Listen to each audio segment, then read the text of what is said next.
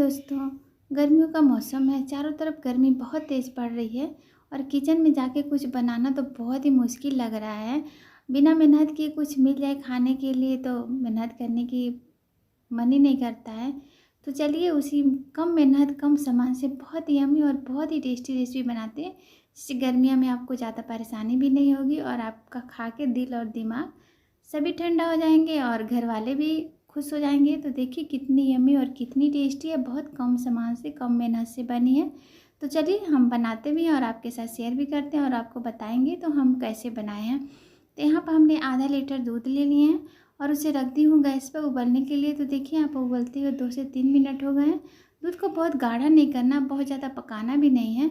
हम यहाँ पर आधा लीटर दूध लिए हैं, कभी गैस का फ्लेम हाई लो करके पका रहे हैं। आप यहाँ पर कम ज़्यादा कर सकते हैं। तो देखिए दूध यहाँ पर पकने लगी है। यहाँ पर हम 4 चम्मच चीनी डाल देंगे। अब मीठा अपने हिसाब से कम ज़्यादा कर सकते हैं। चीनी डालने के बाद इन्हें मिला देते हैं। गैस का फ्लेम मीडियम करके दूध को उबलने देते हैं। इधर हमने आधी कटोरी दूध ले ली हूँ। दूध बिल्कुल ठंडा है, गर्म दूध नहीं है। यहाँ पर हमने 3 चम्मच कॉर्नफ्लोर डाल देंगे और इसे अच्छी तरह से मिलाऊंगी। हम यहाँ पर 3 चम्मच डाले हैं।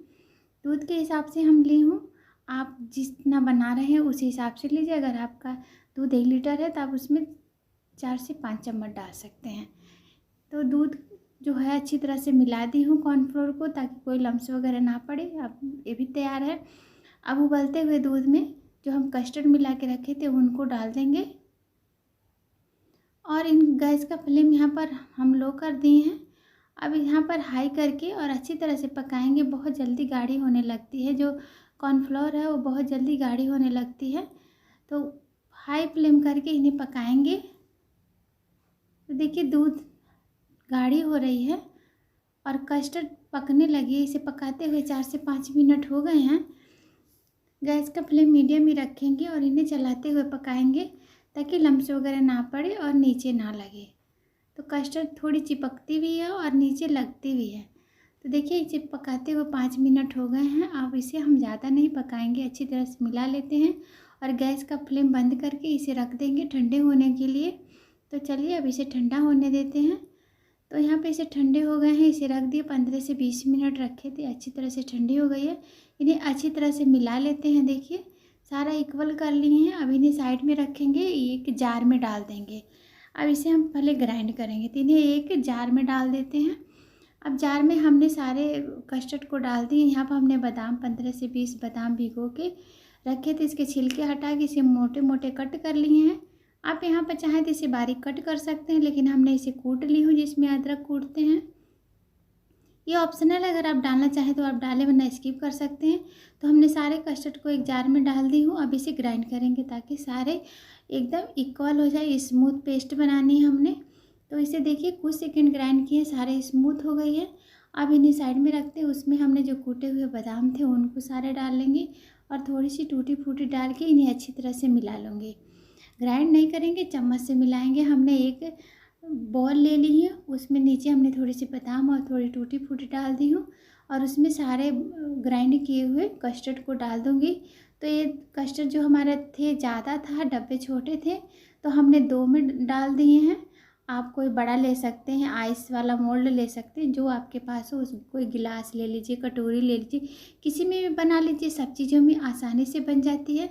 तो देखिए हमने सारे में डाल ली है। दोनों चीज़ों में डाल के ऊपर से थोड़ी टूटी फूटी और बादाम कट करके डाल दी हूँ।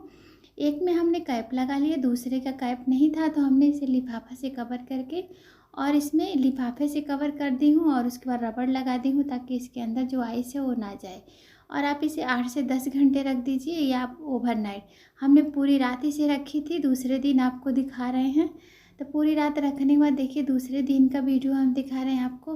तो कितनी अच्छी तरह से जम चुकी है, बिल्कुल अपने आप सेट हो गई है और कलर भी कितनी यम्मी लग रही है। इसके अंदर कोई बर्फ़ नहीं जमा है, बहुत ही सॉफ्ट है और खाने में भी बहुत ही टेस्टी लगती है। तो देखिए आपको दिखा देते हैं पास से कि कितनी अच्छी तरह से जम गई है। हमने इसमें कुछ भी नहीं डाले हैं एक्स्ट्रा और निकल भी जाती है। आप इसे करछी से, चम्मच से या जो जिससे आइसक्रीम निकालते हो आपके पास है तो उससे निकाल लीजिए। लेकिन इन चीज़ों की हमें ज़रूरत नहीं पड़ी, क्योंकि हमारी जो आइसक्रीम थी अच्छी तरह से दोनों तरफ से निकल गई। देखिए हम आपको उठा के दिखा देते हैं कितनी इजी तरीके से हमारे दोनों निकल गए, कहीं से टूटे फटे नहीं थे। अब इनको हम पलट देते हैं। तो देखिए कलर भी कितना प्यारा है, और गर्मी है ना तो आप थोड़ी सी बाहर निकालने के बाद ये मेल्ट होने लगी है। इसे बाहर निकले हुए हमें 10 मिनट हो गए तो धीरे धीरे पिघलने लगी है।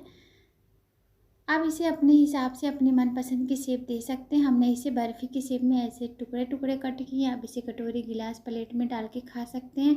ऐसे हाथ में उठा के खा लीजिए। जैसे पीस कटते हैं उसमें जो टूथपिक होता है या आइस वाले जो होती है उसको डाल के इसमें खा सकते हैं, बच्चों को दे सकते हैं। बहुत ही यम्मी और बहुत ही टेस्टी होती है।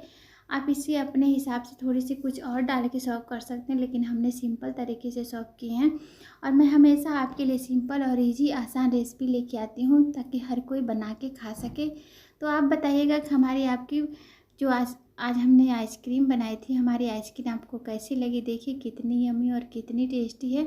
आप देखिए तोड़ के आपको दिखा देती हूँ, तो आप भी एक बार मेरे तरीके से बनाइए, खाइए, एंजॉय करिए। और मेरी वीडियो पसंद आए तो प्लीज़ हमारी वीडियो को लाइक कर दीजिएगा, हमारे यूट्यूब चैनल को सब्सक्राइब कर दीजिएगा। कमेंट करके भी बताइएगा कि हमारी आइसक्रीम और बनाने का तरीका आपको कैसा लगा।